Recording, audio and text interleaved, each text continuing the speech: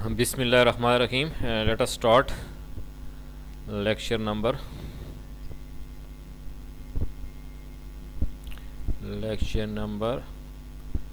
7. No, not 7 but lecture number 8. Okay, पहले मेरा programme था कि ना इसको जो है लेक्चर नंबर 7 का पार्ट बी बनाऊँ, लेकिन it is an important topic, तो मैंने सोचा कि इस पर थोड़ा तवज्जो दी जाए और इसको अब जो है पार्ट 2 के बजाय अब इसको कन्वर्ट हो गया lecture number 8. Okay, so this is lecture number 8. We will discuss in this lecture environmental impacts of fossil fuel non-renewable sources. ठीक है, this is in CLO, आप समझ लेंगे this is in CLO2, CLO number 2. okay, environmental effects of renewable and non-renewable. First, in this part we will discuss about the fossil fuel and non-renewable sources. So global climate change. What is the reason of global climate change? The main reason is contribution is greenhouse gases. There are different types of greenhouse gases, but the main contributor is CO2. CO2 is the main contributor in global climate change. Cause greenhouse gases, okay, greenhouse gas emissions. So what are the greenhouse gases?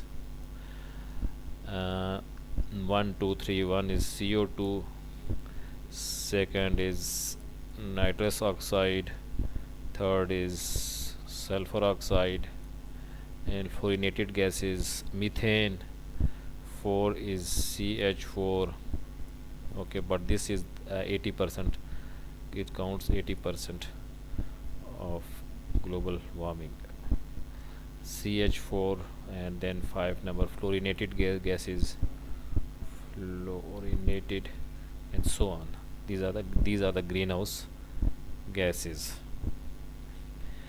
So what is the effect of greenhouse gases? Affect serious climate disturbance, potentially harmful for civilization. Climate disturbance, main point.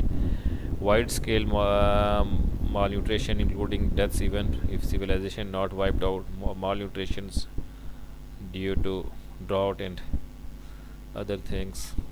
This is the effect. This is the greenhouse gases, and this is their effect of greenhouse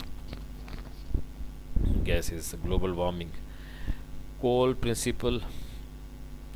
a principal emitter, followed by oil and gas. Okay, coal is 80%, I don't know, 30 or 40%. In order to reduce coal consumption, to reduce this climate change. Okay, reduce coal consumption results in reducing climate change. Okay, possible continued use of coal if associated greenhouse emission reduced. Greenhouse use of coal associated with the greenhouse gases. So for this we have to do something. What is this? Additional cost associated with the CO2 handling equipment in the power plants. Additional cost, for example, if the cost of the plant without CO2 handling equipment is 100, okay, when the additional cost increases to 30%, then after it is 30%, so it is 130 maybe. So the additional cost, we have to pay additional cost for the reduction of greenhouse gases. Additional cost associated with CO2 handling in coal power plants may be between 30 to 100% for non-CO2 handling plants. So let's move to the next slide. अब इस slide में क्या है कि this slide shows the contribution of green house gases US environmental policy protection to 2020. This is the latest. 80% of greenhouse gas which contributes towards global warming is carbon dioxide, then comes the methane, and then nitrous oxide, and then fluorinated gases, for example SF6 and other different types of hydrocarbon fluorinated gases. Okay, तो इसमें क्या है, main reason हमारा focus किसके ऊपर है, carbon dioxide के ऊपर है, CO2। इसके अलावा और भी हो सकती हैं जिनकी परसेंटेज बहुत कम है। आप देखें इसमें क्या हो सकता है, सल्फ़र ऑक्साइड भी हो सकती है, SO2 है वो भी हो सकता है, उसके बाद CO भी हो सकता है, कार्बन मोनोऑक्साइड भी हो सकता है, ओजोन भी हो सकती है, O3 एंड अदर्स कंट्रीब्यूटर्स भी इसके हो सकते हैं, लेकिन मेन जो है कंट्रीब्यूटर्स इसमें CO2 है। Okay,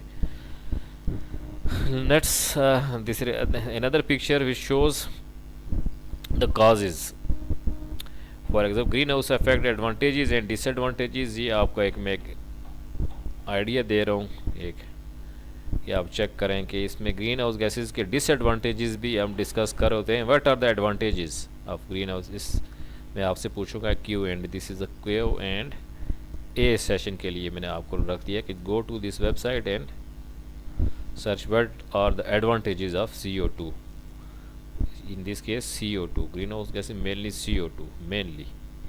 So in transportation, carbon dioxide we could say that 82%, 10% 6. Main contribution is transportation. Transportation is responsible for 28% contributes towards the greenhouse gases. And similarly electric, then comes to electricity and industry, both comes to this. अब तो ये है, लेकिन ज़्यादा जो है अब कौन सा total US green house gas emissions by economic sectors, कौन कौन से सेक्टर ज़्यादा प्रोड्यूस करते हैं, ठीक है। अब कार्बन डाइऑक्साइड है तो कार्बन डाइऑक्साइड आपकी इलेक्ट्रिसिटी और ट्रांसपोर्टेशन में ज़्यादातर है। कार्बन डाइऑक्साइड जो है ज़्यादातर आपका इंडस्ट्री और इलेक्ट्रिसिटी की वजह से प्रोड्यूस हो रहा है। इसके अलावा ट्रांसपोर्टेशन में भी होता है, सब जगहों पे इसका इफेक्ट है। Next comes the what is a green house effect. Green house effect क्या है, ठीक है, सिंपल लिखा है कि इसमें आपको नज़र आ रहा है तस्वीर में कि सन सोलर रेडिएशन आ रही हैं, ठीक है। इसमें क्या है कि कुछ ना कुछ रेडिएशन जो होती हैं वापस रिफ्लेक्ट बैक हो जाती हैं। अगर आपको यहाँ पे कवर आ जाएगा एटमॉस्फेरिक में CO2 का, यहाँ पे अगर कवर आ जाएगा तो अब क्या हो जाएगा, बहुत सी जो गैसेज होंगी, infrared radiations emitted from the earth surface, ठीक है। यहाँ पे is some of the infrared radiation passes through the atmosphere but most is absorbed and re-emitted in all directions by greenhouse gas। इस केस में ये जो है यहाँ पे कि बहुत सी गैसेज जो है यहाँ से वापस जब जा रही हैं तो ठीक है, वापस यहाँ से रिफ्लेक्ट बैक होकर वापस आ रही हैं वापस। अगर ये कम होगा तो सब की सब वापस, तो यहाँ पे ग्लोबल वार्मिंग हो जाएगी। तो CO2 वैसे भी नेचर में मौजूद है पहले से कुदरत में, लेकिन क्या है उसका काम ये था कि पहले भी more heat scapes into the space, ठीक है, मोर हीट। बट अगर ज़्यादा ये नेचुरल अगर तरीके से तो ये है, अगर अब CO2 जब ज़्यादा हो जाए तो क्या जो less heat scapes into the human made, this is called the global warming, ठीक है। तो इसमें कौन सा ग्रीन हाउस गैसेज CO2, ठीक है, CH मीथेन है, N2O है, इस तरह मोर नाइट्रस ऑक्साइड का पिछली में स्लाइड में मैंने फार्मूला गलत लिखा था, वो मैंने NO2 लिखा था, ये N2 या यहाँ पे गलत है, या वहाँ पे मेरा ख्याल नाइट्रस डाइऑक्साइड है, नाइट्रस ऑक्साइड जो भी है, ठीक है। इसको चेक कर लेंगे तो ये आपका सिंपली ग्रीन हाउस इफेक्ट है। इसकी वजह से क्या होगा, इम्पैक्ट्स ऑफ, तो ये तो ग्रीन हाउस इफेक्ट था। Next, impacts of crude oil on the environment. Know the impacts of crude oil on the environment. एक और चीज़ मैं आपको बता दूंगा पहले कि USA में तकरीबन जो है ना पिछले साल या 6 बिलियन टन जो है ना 6 बिलियन टन CO2 जो है वो इमिट हुई है।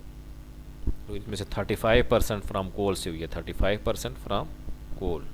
ये एक आपका फिक्र था, 6 billion ton in 1 year, 6 billion ton in 1 year in US से जो है वो कंट्रीब्यूट कर रहा है।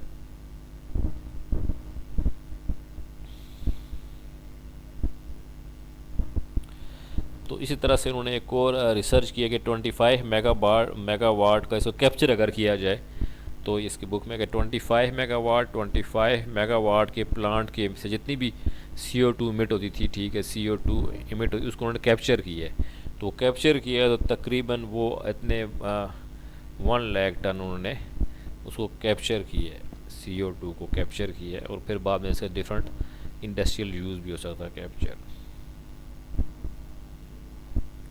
ओके, सो ये प्रीवियस स्लाइड से रिलेटेड तक 60 आपसे थोड़ा आइडिया हो जाएगा कि कितनी गैस CO2 इमिशन होती है। और सिर्फ 25 मेगावाट का जो आप एक प्लांट था, कोल पावर प्लांट, उससे उन्होंने इतनी CO2 को कैप्चर किया है।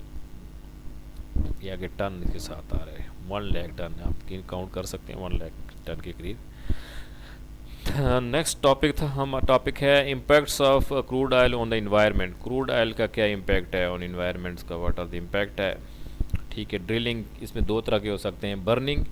ज़्यादातर अगर देखें तो इसमें जितनी भी स्लाइड है 2 ऐसे डिस्कस किया गया कि कोई भी चीज़ है उसकी बर्निंग,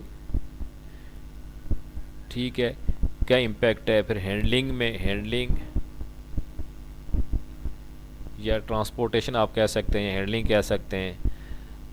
तीसरा आपका था कि इसका प्रोसेसिंग या एक्सट्रैक्शन कह सकते हैं, कि प्रोसेसिंग या माइनिंग कह सकते हैं, जो भी है प्रोसेसिंग एक्सट्रैक्शन माइनिंग, सब का इनके इफेक्ट के लिहाज से ज़्यादा हम, जब बर्निंग है तो बर्निंग के लिहाज से हम CO2 देखते हैं, या CO2 को भी छोड़ दे, ग्रीन हाउस गैसेज देखते हैं, ग्रीन हाउस गैसेज, ठीक है। ज़्यादातर ये टर्म यूज़ होती है CO2 इसलिए कि मेन कंट्रीब्यूटर CO2 है, तो हम समझते हैं कि CO2 हम कंसिडर करते हैं, बाकी भी हैं। तो मेन मेरा ख्याल है बेहतर टर्म है कि ग्रीन हाउस गैसेज को हम देखते हैं। हैंडलिंग में आपने क्या हज़ार्डस हो सकते हैं, किस तरह से करना है, क्या इंपैक्ट हो सकते हैं क्रूड ऑयल की, इस तरह प्रोसेसिंग करना हो तो प्रोसेसिंग में क्या क्या हो सकते हैं। तो ये 3-4 पॉइंट्स हैं, अब उनको हम 1 बाय 1 चेक करते हैं। Let us start.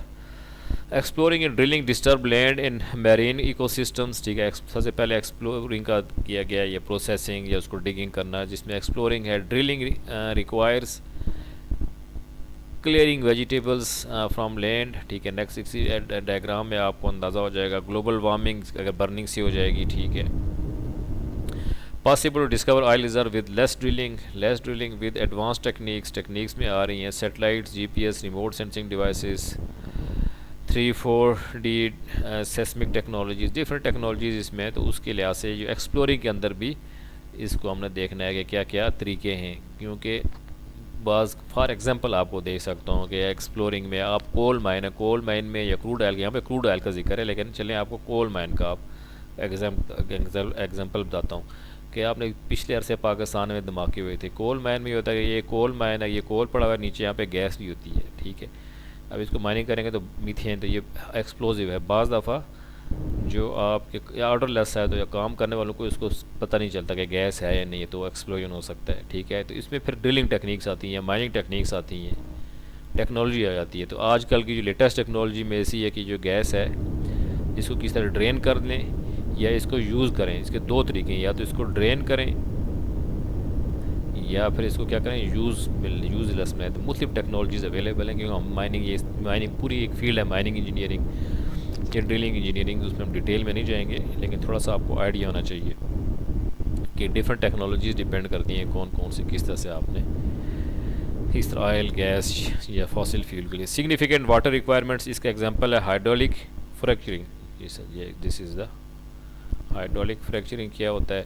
और फ्रैकिंग, इसको फ्रैकिंग भी कह सकते हैं। Fracking to produce oil from shale and other tight geographic formation. इससे क्या हज़ार्डस होते हैं, ठीक है, ये तरीका है। एक तो ये एक्सप्लोरेशन फॉर क्रूड ऑयल है, लेकिन ये गैसेस के लिए होता है, गैस और प्लस ऑयल दोनों के लिए। Mainly this technique is for gas, this technique is use for gas. Potential hazards chemical use to release oil, chemicals use to release oil from rocks etcetera. अच्छा, improper maintenance and operation में lead to leakage of these chemicals into water, ठीक है। इसमें ये करते हैं कि आप ड्रिलिंग करते हैं, ठीक है, ड्रिलिंग करके यहाँ पे गैस नीचे है या जो भी है, इस तरह करके जाते हैं शैल गैस में ड्रिलिंग करके, और यहाँ से आपको विद केमिकल और वाटर हाई प्रेशर से आप chemicals and plus water plus send with mixture of sand और हाई प्रेशर से इसमें पाइप में डालते हैं, ठीक है। ये केमिकल और काफ़ी नीचे होता है, 1 किलोमीटर 2-3। तो यहाँ पे फॉर एग्जांपल वाटर, किसी रास्ते में वाटर टेबल है, वाटर है, तो यहाँ पे जब ये ना क्रैकिंग होती है, क्रैक करके ये वाटर जो केमिकल है इस वाटर टेबल के साथ शामिल हो सकता है, जो आपका वाटर है। तो इस तरह के हैज़ार्ड्स हो सकते हैं, ठीक है। इम्प्रॉपर में नेक्स्ट डायग्राम में क्लियर हो जाएगा, जिसको अभी समझ नहीं आई तो ये नेक्स्ट डायग्राम है, डायग्राम में इसका ये वाला पॉइंट, आपका ये वाला पॉइंट क्लियर हो जाएगा। मैं सही ड्रा नहीं कर सका इस diagram. Improper maintenance and operation में lead to leakage to of these chemicals into water resources, into chemicals, leakage of chemicals into water can affect marine ecosystems, जो भी है ज़ाहिर है, क्योंकि ये पॉइजनस होता है, इसकी वजह से आपको अफेक्ट हो जाएगा। तो नेक्स्ट हम देखते हैं कि किस तरह से इस डायग्राम में आपको समझ आ जाएगा कि अभी fracking, this is the process जिसके पिछली स्लाइड में जिक्र किया है, हाइड्रोलिक फ्रैक्चरिंग, फ्रैक्चरिंग में प्रोनाउंस गलत करा था, ये फ्रैक्चरिंग है, फ्रैक्चर से फ्रैक्चरिंग, हाइड्रोलिक फ्रैक्चरिंग। इस केस में क्या कर रहे हैं, वेल है, ठीक है, यहाँ से ड्रिलिंग की है, ड्रिलिंग में यहाँ पे ये water, huge amount of water जो है ना, यहाँ पे ह्यूज अमाउंट ऑफ वाटर है, यहाँ से वाटर को प्लस जो है ना water, sand and chemicals injected into the well, inject करेंगे शेल गैस। अब ये क्या करेंगे, प्रेशर हाई होगा तो इस केस में इस तरह होता है कि ये जो है ये फ्रैक्चरिंग हो जाती है, ठीक है। अब यहाँ पे इसमें केमिकल भी है, तो क्या पता ये फ्रैक्चर ऐसा हो कि ये फ्रैक्चर यहाँ पे पहुँच जाए, ठीक है, और यहाँ पे केमिकल्स और जो आपकी जो है वो इस पानी में शामिल हो जाएं, वाटर टेबल में शामिल हो जाएं। तो पर यहाँ पे जब जो भी आपको यहाँ से आप फिर पानी आप ले रहे हैं तो ये आपका क्या हो जाएगा, पॉइजनस या अफेक्टेड हो जाएगा, कंटिमिनेटेड वाटर हो जाएगा। तो इस तरह से शैल गैस में इसके और 3-4, क्योंकि हाईली जो है ना, इसको कहते हैं highly controversial method of getting shale gas, तो इसको कहते हैं शैल गैस एक्सट्रैक्शन। तो ये चीज़ है हाइड्रोलिक फ्रैक्चरिंग। इसमें स्मॉल अर्थक्वेक भी आ सकते हैं, जिस तरह आपकी बुक में जिक्र भी किया हुआ कि स्मॉल अर्थक्वेक भी इसमें आ सकते हैं। नेक्स्ट चलते हैं जी हम, impacts of crude oils on environment continued, let us move. Third point, waste water disposal by injection into deep wells में कॉज अर्थक्वेक्स, ठीक है। पुरानी जिस तरह मैंने आपको बताया था पिछले डायग्राम में कि अर्थक्वेक भी आ सकते हैं। इस यूके में 2011 में इस तरह से शैल गैस को वाटर डिस्पोजल इंजेक्ट करते हुए उस पंप के अंदर, एक तो केमिकल शामिल हो सकता है वाटर टेबल में, दूसरा क्या हो सकता है, अर्थक्वेक आ सकते हैं। ये पिछली डायग्राम में फिर दोबारा शो करता हूँ। फर्स्ट पॉइंट क्या इसका था, फर्स्ट पॉइंट इसका था कि आपका केमिकल्स यहाँ पे शामिल हो सकता है, और तीसरा इतना हाई प्रेशर होता है इसका कि बाज़ दफ़ा 1-2 दफ़ा ऐसी रिपोर्ट्स हुई हैं कि यहाँ पे अर्थ सेकंड केमिकल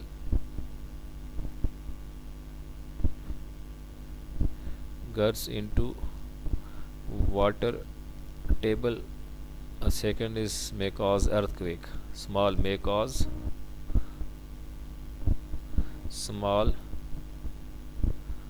earthquakes, ठीक है। ये इसी हाइड्रोलिक फ्रैक्चरिंग की वजह से ये कॉजेज है। नेक्स्ट स्लाइड में हमने देख रहे थे यही चीज़, ठीक है।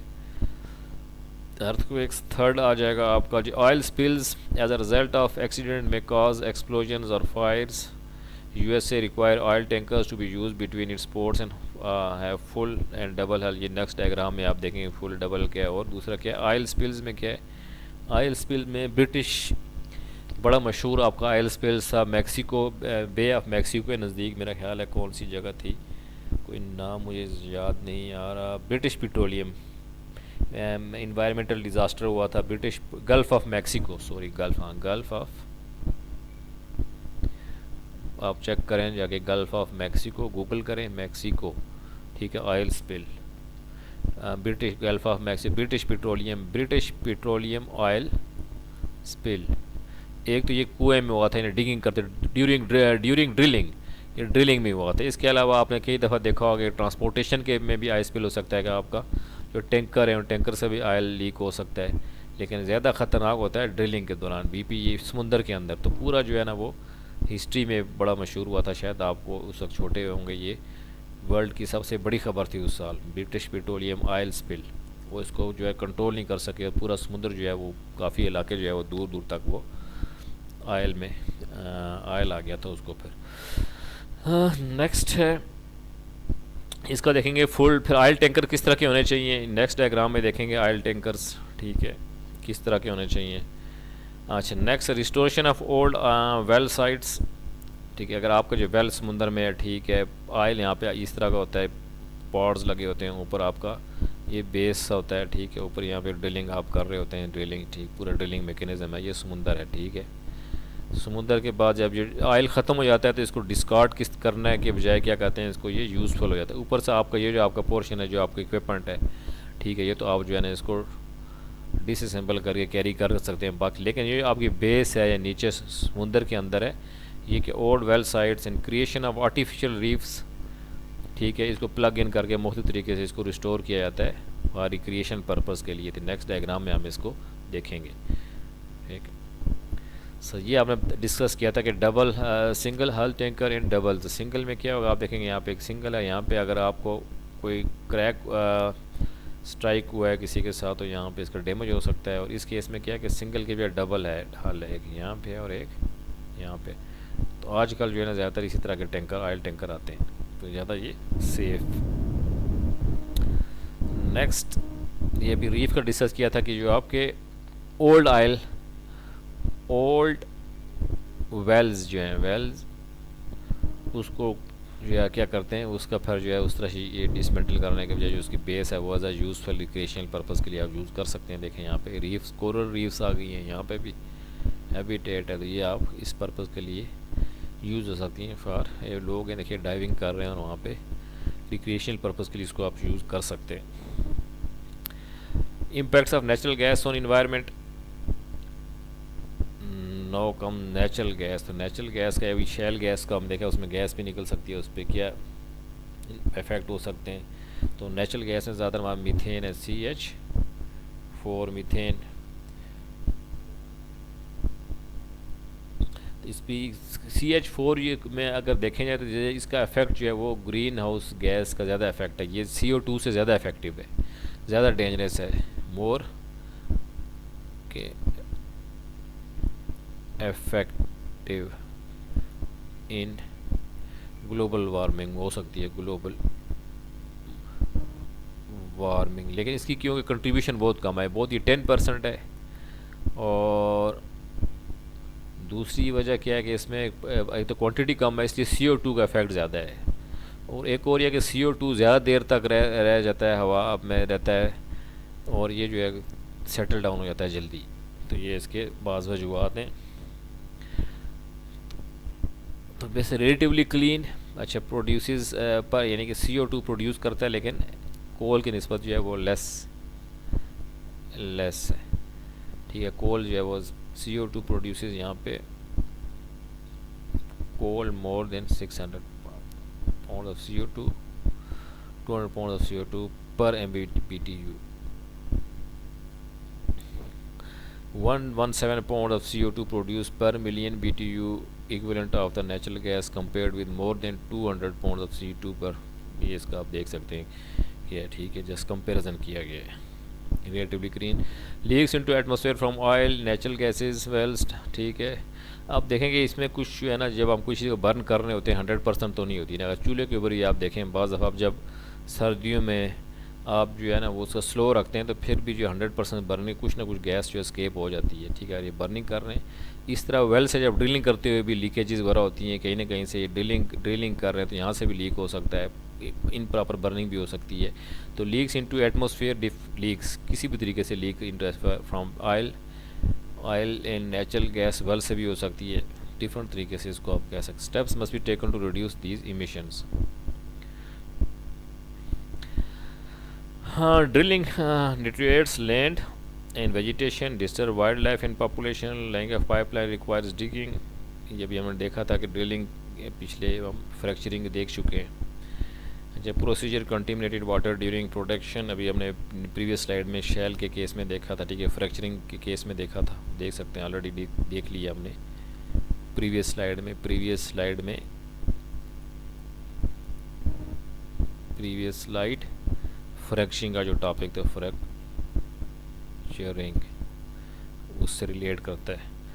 Next come flaring involves burning of natural gas emitted from oil. Flaring को भी हम पिछली लेक्चर्स में डिस्कस कर चुके हैं फ्लेयरिंग क्यों करते हैं, ठीक है। इस केस में leaks causes explosion, safety concern, leaks की वजह से एक्सप्लोजन भी हो सकते हैं, ये भी हमने एक पिछले लेक्चर में डिस्कस किया था कि अमेरिका के एक स्कूल में जब 1937 में, या आई थिंक ये 35 या 37 में और 37 में जब कानून बना था और इसमें स्कूल में लीक हो गई थी, 200 के करीब जो है वो स्टूडेंट जो है वो डेथ हो गई थी उनकी।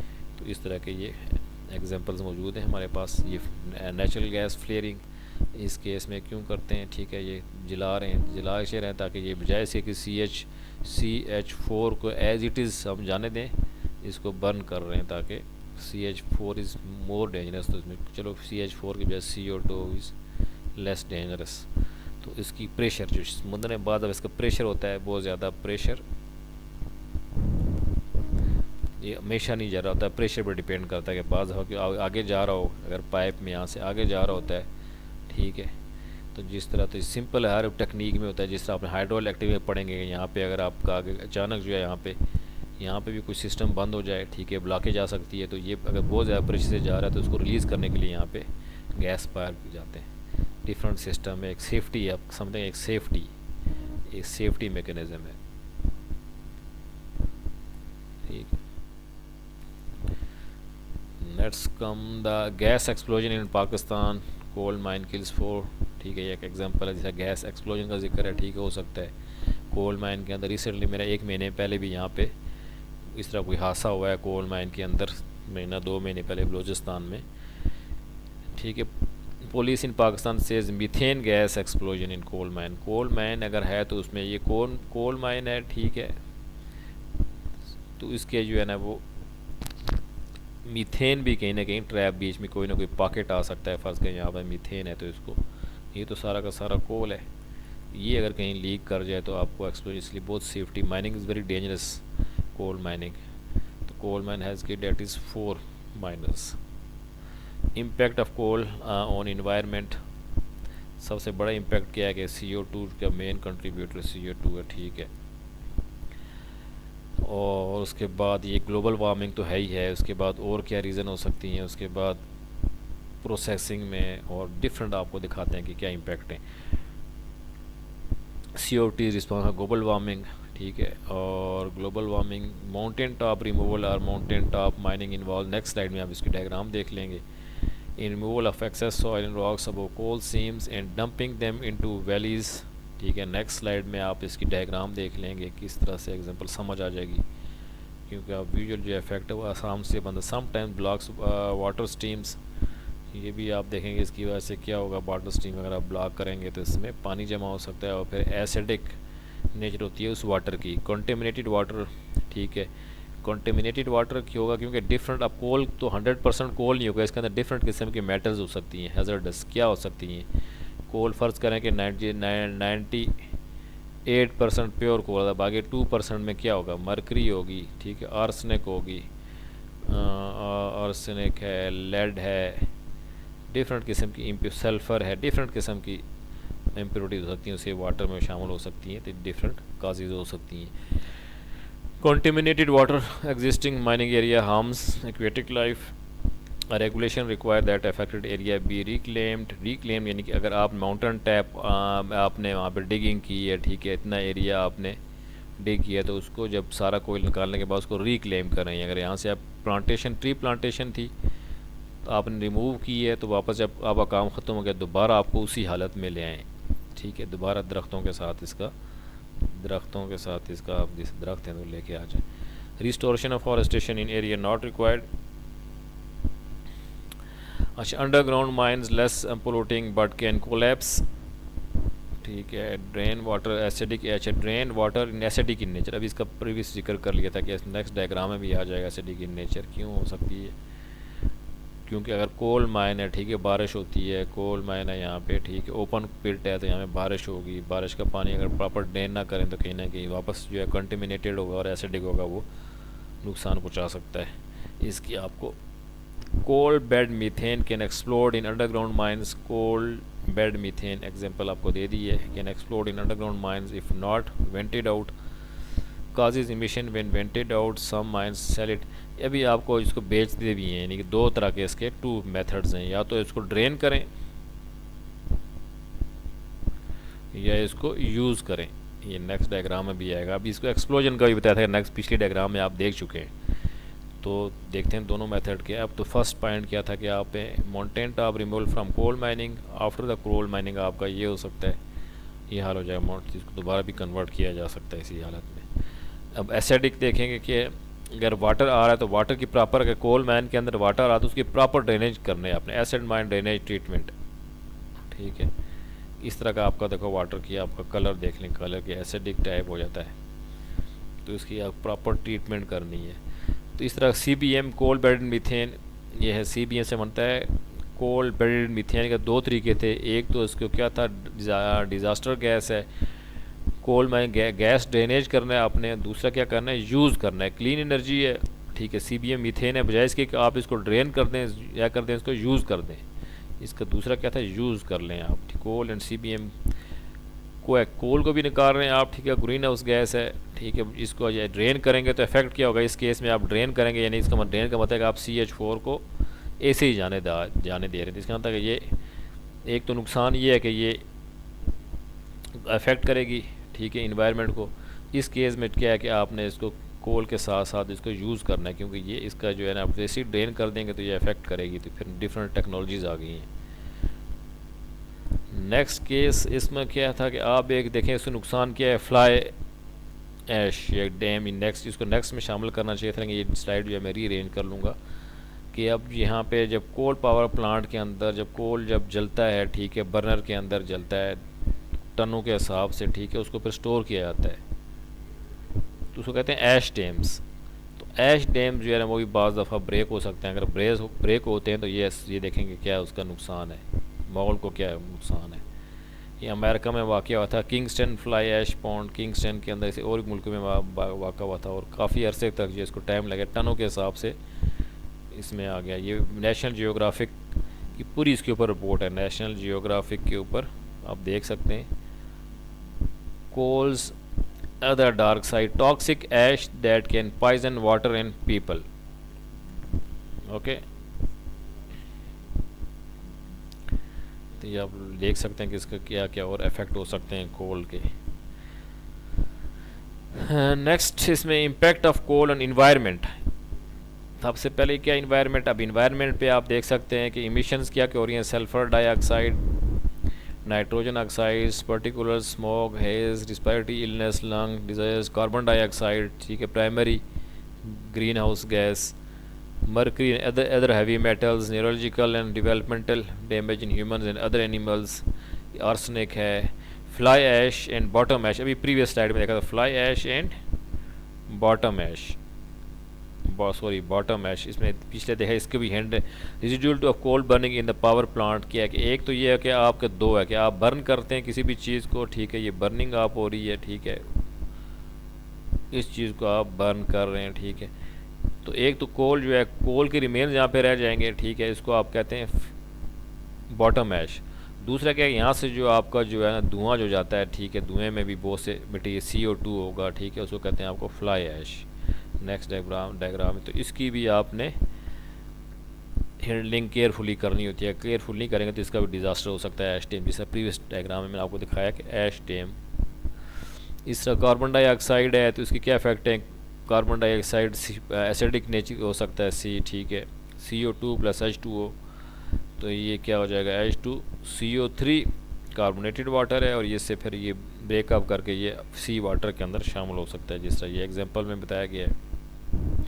दूसरा क्या हो सकता है इसका कि अगर एयर में जाएगा तो क्या हो जाएगा, सल्फ्यूरिक एसिड को कहते हैं H2CO4, ठीक है, और या SO की ओजोन गैस भी है, SO2 भी है, तो इसका एसिडिक रेन भी इसकी हो सकती है, अमोनिया रिलीज, तो इसके इफेक्ट पड़ सकता है, ठीक है। वेट डिपोजिशन और वेट डिपोजिशन डिजॉल्व्ड एसिड्स, ठीक है, तो इस तरह से आपको ये अफेक्टेड हो जाएगी। और reducing environmental effect of coals, किस तरह से रिड्यूस कर सकते हैं,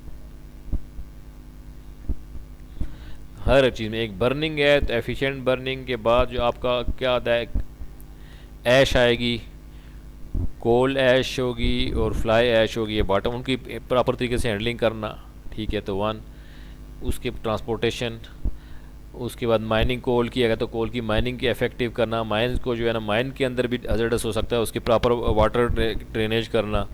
उसके बाद फ्लाई ऐश के अंदर जो आपका CO2 है, गैसेस हैं फ्लाई ऐश में, CO2 है, ठीक है, NO2 है एंड प्लस SO2 है, इनको कैप्चर करें, इनको रोकें डिफरेंट सिस्टम के थ्रू। आप देखेंगे किस तरह से, तब आपको कम से कम जो है वो। तो clean air act and clean water act require एक एयर एंड वाटर, ठीक है, clean water act requires industries to reduce pollutants release into the air. इसके लिए इनको कुछ ना कुछ एफर्ट करनी पड़ेगी, एक्स्ट्रा इक्विपमेंट लगाना पड़ेगा, तो एक्स्ट्रा इक्विपमेंट से कास्ट बढ़ जाएगी, ठीक है। लेकिन इनको जो है वो एयर में या वाटर के साथ कांटेक्ट करने से पहले इनको प्रॉपर्ली ट्रीट किया जाए। Sulphur removed from exhaust smoke via scrubbers is equipment in the power plants, उसके थ्रू आप जो है वो SO2 जो है वो, ताकि इसकी फार्मेशन ना हो, तो सल्फ़र को आप रोक सकते हैं। इस इलेक्ट्रोस्टैटिक प्रेसिपिटेटर्स होते हैं। Waste produce from scrubber use to produce cement, इसकी फिर वेस्ट को हम यूज़ कर सकते हैं इन सीमेंट एंड सिंथेटिक जिप्सम में, कि जो भी चीज़ हम कुछ कैच कर रहे हैं उसको हम फर्दर हमको यूज़ करें। Remove impurities from coal for more efficient burning, ठीक है। इससे पहले एफिशिएंट बर्निंग से पहले आपके जो भी इम्प्योरिटीज़ हैं, ये पावर बड़ी डिटेल सब्जेक्ट है, पावर जनरेशन में आप पढ़ेंगे तो इम्प्योरिटीज़ कौन कौन सी हो सकती हैं। फॉर एग्जांपल कोल को आप बर्न कर रहे हैं बर्नर के अंदर, यहाँ पे बहुत ही अगर आप एग्जांपल लें तो यहाँ पे आयरन है या मेटल्स के टुकड़े आ जाते हैं, ठीक है। तो एक तो वो एफिशिएंट बर्निंग नहीं, दूसरा आपको बर्नर को जो है ना वो नुकसान पहुँचाएंगे, तो इसलिए इसको जो है ना वो रिमूव इम्प्योरिटीज़। कोल ट्रीटमेंट प्लांट होता है इससे पहले, कोल को बर्नर में डालने से पहले। इक्विपमेंट ऑफ SO2, इक्विपमेंट के हिसाब से जिक्र किया, SO2 and NOx in particular removal में आल्सो रिमूव मरकरी को भी करें, और हैवी मेटल्स को आपने ट्रीट करना है। कैसे करेंगे? Land previously use for coal mining may be converted to landfills, airports and golf courses, यानी जो भी आपने जो है ना लैंड यूज़ किया उसको आप यूज़ कर सकते हैं डिफरेंट पर्पसेस के लिए। कार्बन कैप्चर किस तरह करना है? Separate CO2 from emissions. Next diagram आप recover it from the concentrated stream,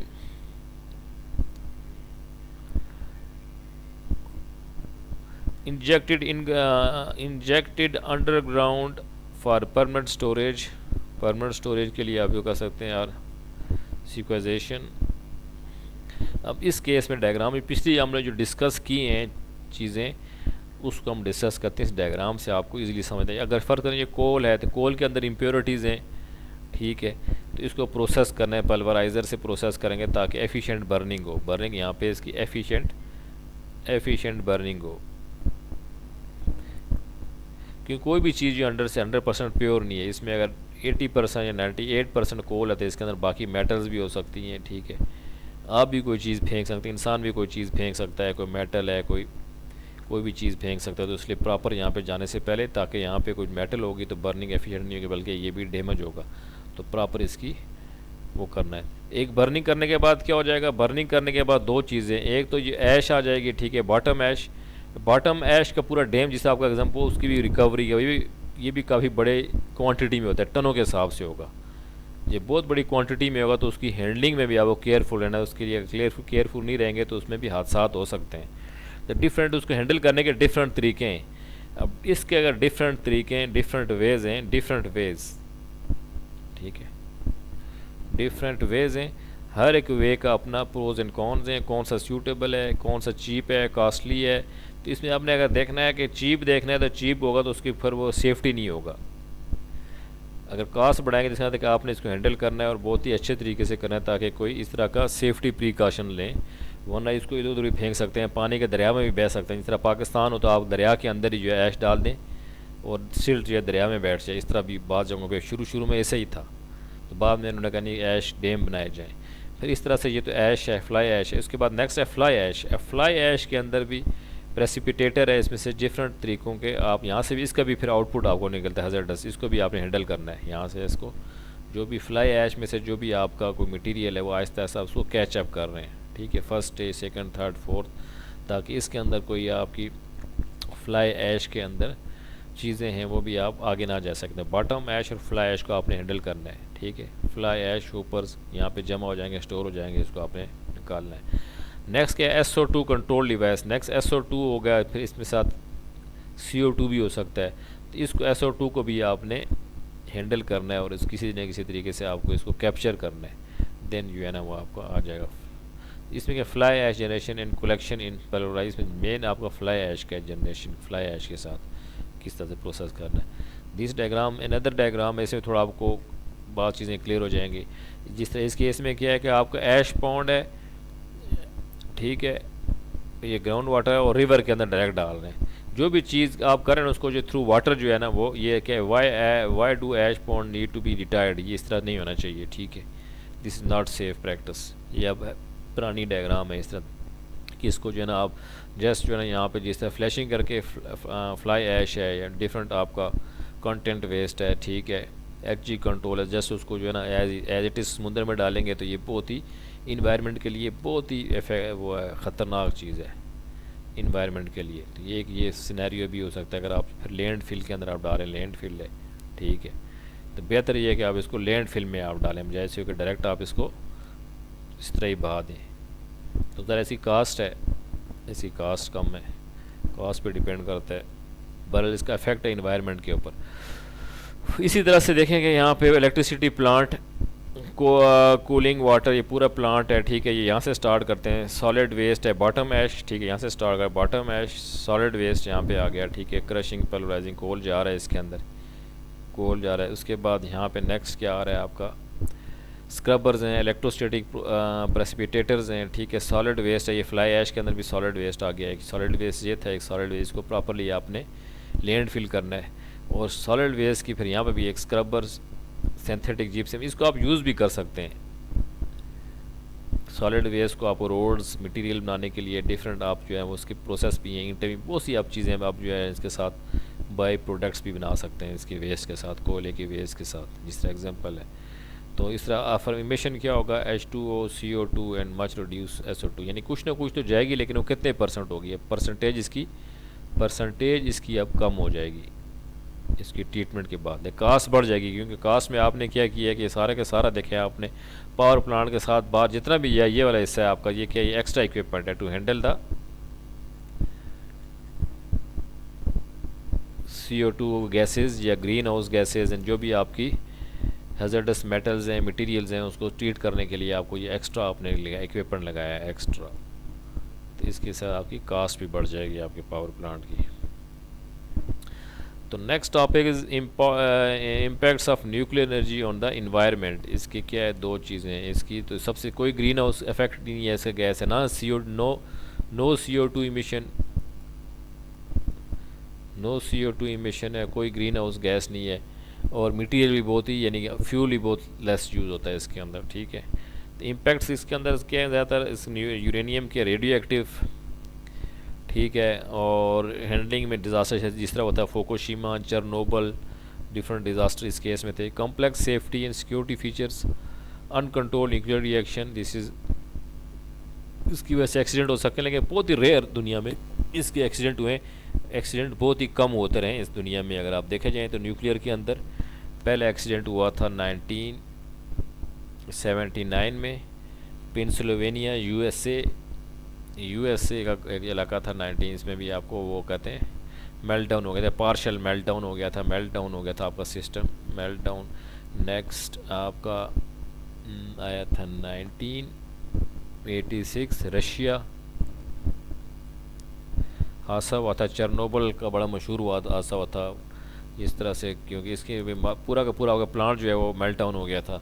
इसके बाद 2000 मेरा ख्याल है 11 में फुकुशिमा जापान, इन तीनों मुल्कों में आप देखेंगे जो एडवांस कंट्रीज़ में इसके हादसे अनकंट्रोल न्यूक्लियर रिएक्शन की वजह से इनके हादसा हुए थे कि कंट्रोल नहीं हो सका, हीटअप होकर सिस्टम में जो था राड्स वगैरह वो मेल्ट डाउन हो गए थे। आपका पूरा का पूरा जो कोर होती है जो वो सारे के सारी लोहे की है जो भी है वो मेल्ट डाउन हो गई थी।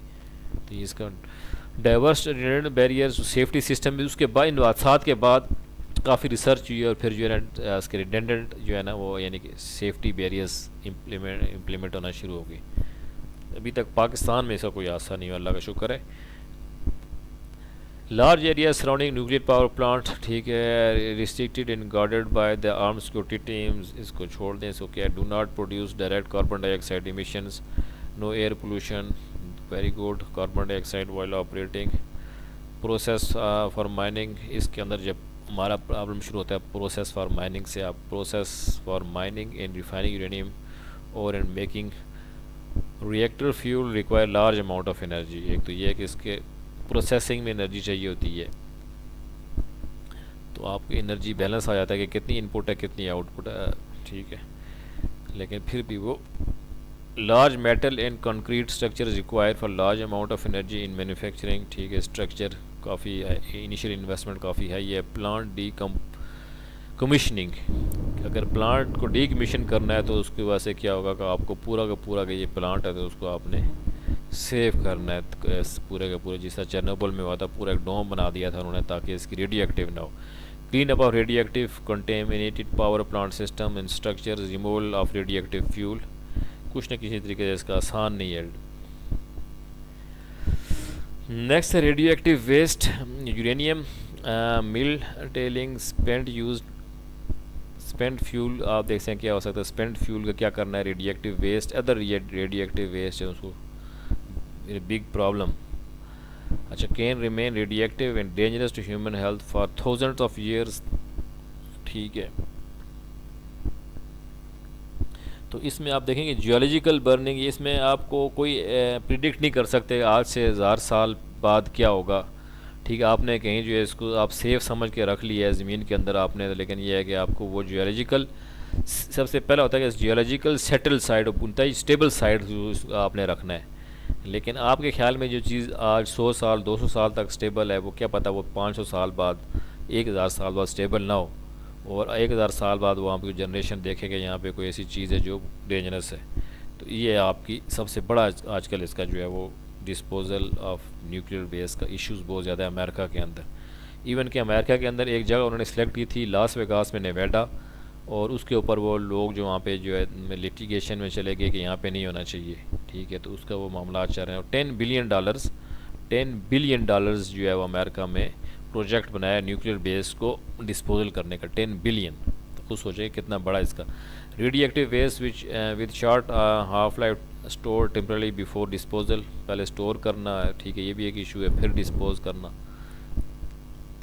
Produce potential radiation dose to workers radiation levels to disposal site, ठीक है, इसमें क्या है, इसमें देखें प्रोसेस क्या होगा, फिज़िकल कंटेनमेंट, ठीक है, कि आपने क्या प्रोसेस है आपका, फिज़िकल है, ठीक है, इंटरम स्टोरेज जिसे बताया इंटरम स्टोरेज है, ठीक है, उसके बाद आपने जियोलॉजिकल आइसोलेशन कि कोई ऐसी स्टेबल जियोलॉजिकल साइट हो जहाँ पे इसको आपने इसको रखना है, ठीक है, तो उसका केमिकल कंडीशनिंग, उसके बाद आपने इसको केमिकल कंडीशनिंग भी करनी है, एल्कलाइन सोबरिंग कुछ, ठीक है, फिर आप प्लेस करके इसको नीचे जो है ना सारी प्रोसेस करने के बाद आपने ज़मीन के नीचे जो है ना इस जगह पे इसको रखना है, जियोलॉजिकल कंटेनमेंट, लेकिन सबसे इशू यही है कि लोग कह रहे हैं कि आप तो समझ रहे हैं कि ये सेफ़ साइड है, nobody predicts about future कि आपको 500 साल बाद या 1000 साल बाद, वो लोग इतना सोच रहे हैं कि इसकी क्या कंडीशन होगी आपकी, ठीक है, ये बिग क्वेश्चन मार्क है, आप समझ सकते हैं कि ये न्यूक्लियर डिस्पोजल में, इसलिए जो है फ्यूजन रिएक्टर की तरफ रिसर्च आ रही है,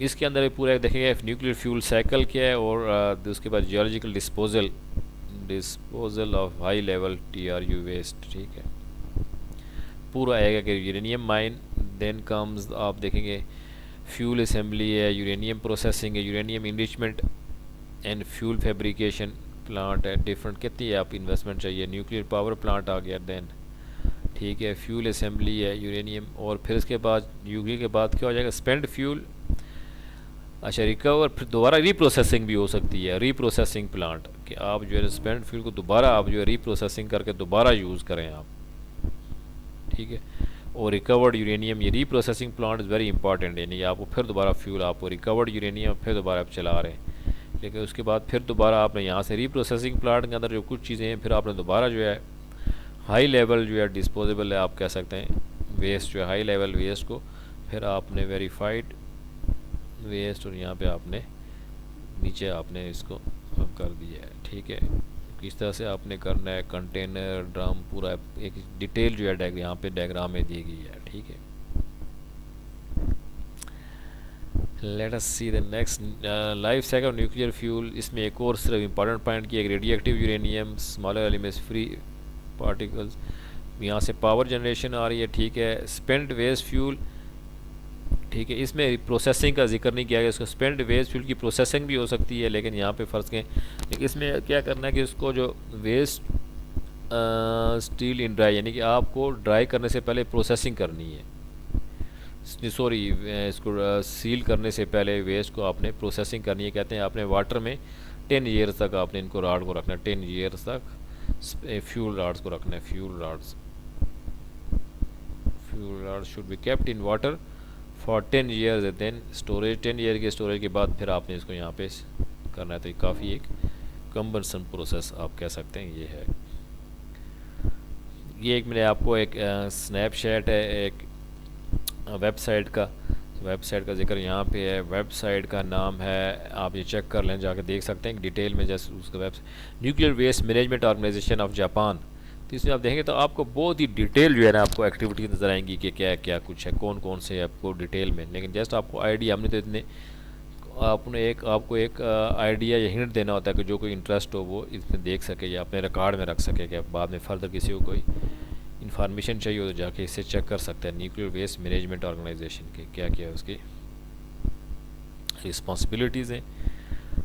अब यहाँ पे वेस्ट में आप देखेंगे क्या कर रहे हैं कि ये अंडर द ग्राउंड डिगिंग कर रहे हैं। आप देख सकते हैं ये बंदा खड़ा है, इसकी स्केल देख सकते हैं कितना बड़ा एरिया है, और इस तरह यहाँ पे ये आप समझते हैं कि ये सुराख है और ये नीचे ले जा रहे हैं, ठीक है। इस तरह यहाँ पे इसका डायग्राम है, और इसको ये अब इस डायग्राम में देखेंगे कि काफ़ी नीचे गए, नीचे गए भी किस तरह, इस तरह से गए, ये पाथ है, ये फिर नीचे आए इस तरह करके, और ये इस तरह भी जा सकते हैं, और डायरेक्ट जिस तरह यहाँ पे शो किया हुआ है कि डायरेक्ट जिस तरह ये पाइप है ये इसे इस चीज़ से बाहर लेके जा रहे हैं। दोनों तरीके हैं यहाँ पे रखे हुए हैं। तो ये था आपका न्यूक्लियर वेस्ट का डिस्पोजल। जिसमें इंपॉर्टेंट साइट क्या था न्यूक्लियर में, सबसे आपका जियोलॉजिकल स्टेबल साइट जो है उसके ऊपर आइडेंटिफाई करके वहाँ पे आपने इसको डिस्पोज ऑफ करना है। लेकिन एक इशू ये है कि जियोलॉजिकल स्टेबल साइट जिसको आप कह रहे हैं वो आप उसका किस तरह से दावा जो है बंदा कर सकता है, क्योंकि वो 1 साल आपकी इंसान फ्यूचर प्रिडिक्ट नहीं कर सकता कि अब जो चीज़ स्टेबल है वो 100 साल बाद भी स्टेबल होगी। तो ये बड़ी कंट्रोवर्सी है। तो इसके ऊपर जो है वो अमेरिका के में ज़्यादातर प्रोड्यूस होता है न्यूक्लियर वेस्ट, तो वो काफ़ी लोग वगैरह शोर मचाते हैं और अदालतों में भी गए हैं कि एक साइट उन्होंने सेलेक्ट की है, उस साइट के ऊपर जिन्होंने जो स्टे ले लिया कि यहाँ पे आप लोग नहीं कर सकते, और भी इसके बहुत से नुकसान आते हैं। So the next topic will be renewable energy resources, supply challenges, environmental impacts, ठीक है। ये हम देखेंगे ये अगले लेक्चर में देखें या बाद में देखते हैं। लेट अस सी कि क्या न्यूक्लियर इसका क्या बनता है। इसका मेरा ख्याल है कि हम नेक्स्ट जो है आप देखें ये रिन्यूएबल के लिए हम जो इन्वायरमेंटल इफेक्ट हैं इसमें लेक्चर नंबर देखते हैं 8 था, लेक्चर नंबर 9 में, और लेक्चर नंबर 9 के बाद हम जो पूरा टॉपिक हम फिनिश कर देंगे। We will see it in lecture number 9. So this is the end of lecture number 8.